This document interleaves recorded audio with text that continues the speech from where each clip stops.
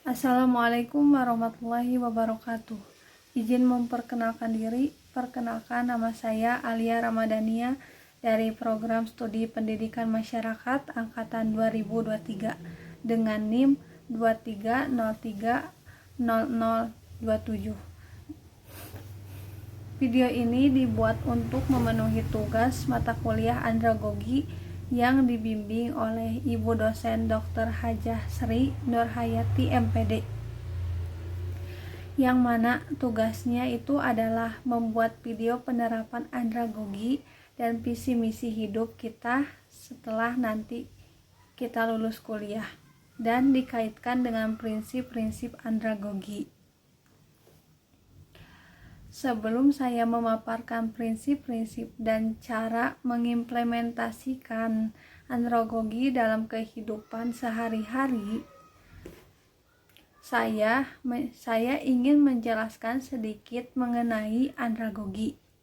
Andragogi adalah pembelajaran orang dewasa. Dalam pendidikan orang dewasa, kemandirian merupakan tolak ukur utama dalam setiap pengembangan model belajar. Konsep pembelajaran dalam konteks andragogi secara lebih khusus memiliki inti dasar yang mengacu dalam menumbuhkan dan mengembangkan nilai-nilai kemandirian bagi setiap peserta didiknya atau warga belajar. Tanpa tujuan itu, setiap pembelajaran dalam konteks andragogi menjadi tidak bermakna dan sama saja dengan model pembelajaran lainnya. Asumsi ini merupakan batasan khusus yang mampu membedakan konsep pembelajaran andragogi dengan konsep pembelajaran lainnya.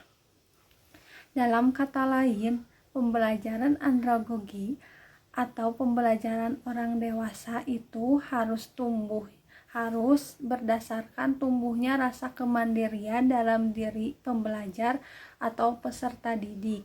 Karena orang dewasa itu cara pembelajarannya bukan dengan cara diasupi, tetapi dengan cara mencari sendiri mana yang lebih baik ia pelajari dan tinggalkan yang tidak berguna bagi keberlangsungan pembelajaran dirinya sendiri. Prinsip-prinsip andragogi menurut Muklis. Prinsip pendidikan orang dewasa juga digunakan sebagai landasan untuk mengimplementasikan konsep pendidikan kritis yang memiliki identitas, yaitu diantaranya adalah 1. Belajar dari realitas atau pengamalan.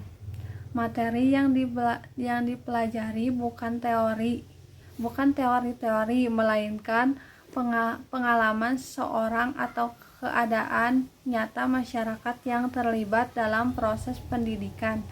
Jadi, tidak ada otoritas pengetahuan seseorang yang lebih tinggi darinya. Selanjutnya adalah nomor 2, tidak menggurui. Semua orang yang terlibat dalam proses pendidikan andragogi diperlakukan sama.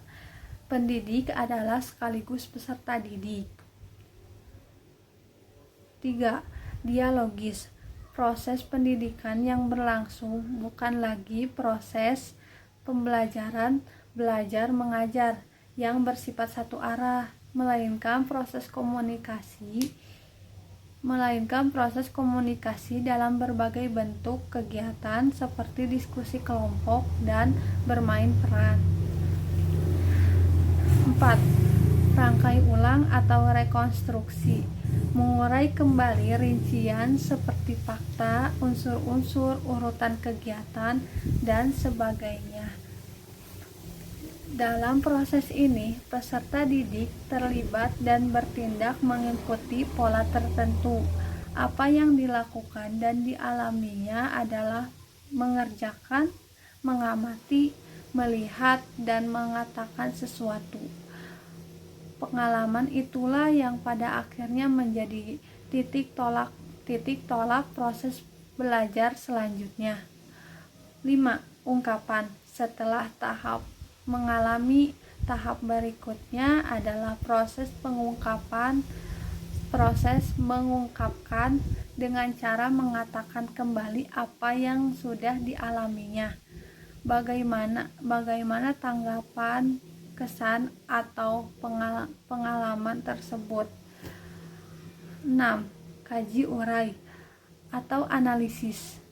Mengkaji sebab-sebab dan memajemukkan kaitan-kaitan permasalahan yang ada dalam realitas tersebut, yakni tahapan aturan sistem yang menjadi akar permasalahan.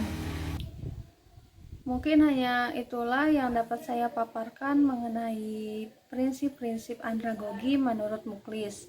Selanjutnya saya akan memaparkan tentang visi misi hidup saya yang dikaitkan dengan andragogi. Untuk mencapai kesuksesan dalam kehidupan harus adanya visi misi sebagai landasan utama. Adapun visi misi saya dalam berkelangsungan kehidupan saya nanti yaitu visi. Setelah lulus kuliah, saya berkeinginan untuk bekerja di kantor kabupaten karena saya ingin mengkoordinasikan segala sesuatu dengan baik dan benar. Semua yang disalurkan dari pemerintahan pusat tersalurkan dengan tepat kepada orang yang benar-benar tepat. Dan saya ingin membantu masyarakat dalam segi hal apapun yang mencakup tentang kemasyarakatan. Dan satu hal lagi yang paling penting bagi keberlangsungan misi saya yaitu adalah berbakti kepada kedua orang tua dan selalu membahagiakan mereka dimanapun saya berada.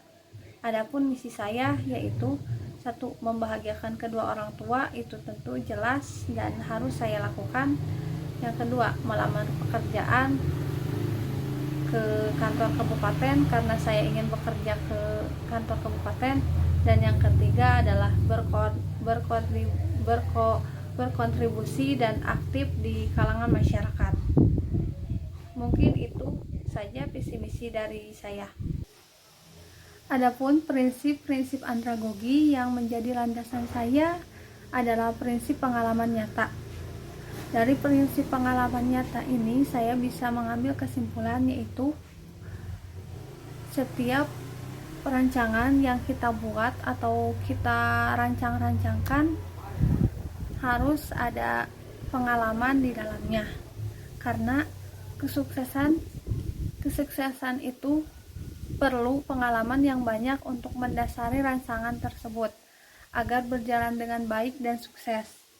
Sekian yang dapat saya sampaikan dan paparkan mengenai implementasi dan prinsip-prinsip andragogi dalam kehidupan sehari-hari.